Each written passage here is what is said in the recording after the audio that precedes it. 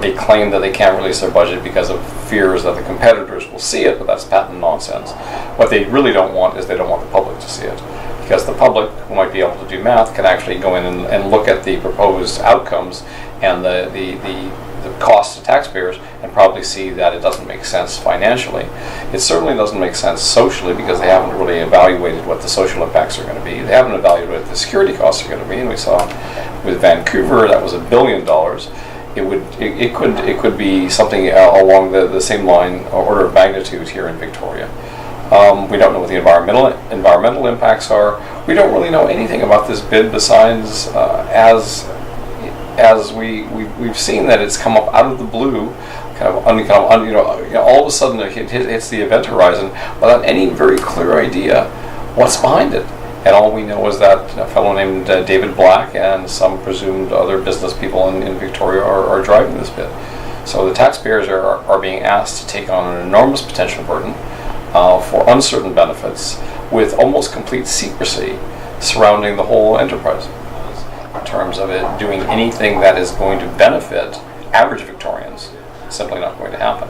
So yes, you got some infrastructure projects, but you paid for them. So if they really want to build housing, there are other ways to build housing. If they really want to build more accommodations for renters, there are other ways to do that.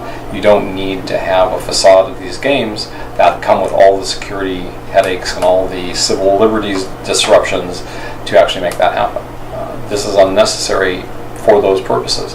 So this seems to me, based on what we've seen before in Vancouver and elsewhere, as a real estate deal driven by developers trying to get the taxpayers to fund their pet projects.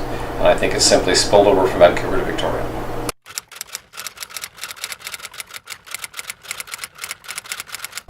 Well, it comes back to, I think, fundamental good governance. If you are going to go forward with something like this, you can't hide it from the public. You can't do this by stealth.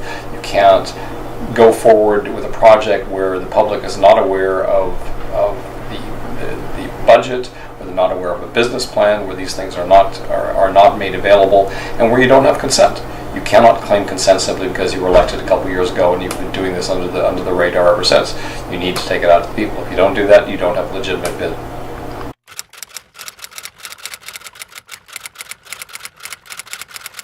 And what that suggests is that we'll see the same thing in Victoria. A lot of things will simply never be made available to the public, and the public will be in the dark throughout.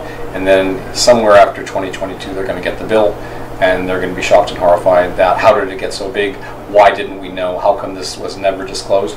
And the answer is because it's never disclosed. And so Victoria will join that group of cities that has been hoodwinked yet again, this mugs game of mega sporting events.